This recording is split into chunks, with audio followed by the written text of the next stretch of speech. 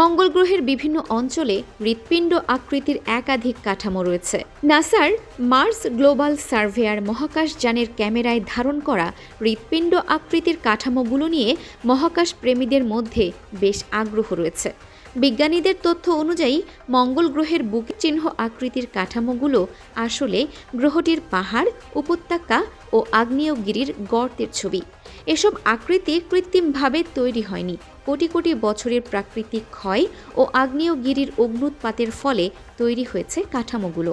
নাসার তথ্য অনুযায়ী মঙ্গল গ্রহের উত্তর থেকে দক্ষিণ বিভিন্ন অক্ষাংশে হৃৎপিণ্ড আকৃতির কাঠামোর সন্ধান পাওয়া গেছে। কাঠামোগুলোর কোনোটি বিশাল উঁচু মালভূমি, আবার কোনোটি গভীর খাদ। E04017888 নামের হৃৎপিণ্ড আকারের কাঠামোর অবস্থান মঙ্গলের নিচু মালভূমিতে। এর আকার প্রায় 636 মিটার। আর 100325 নামের খাদের আকার প্রায় 378 মিটার। এছাড়া R04000395, E110090 ও R09022121 নামের কাঠামোও রয়েছে মঙ্গল গ্রহে।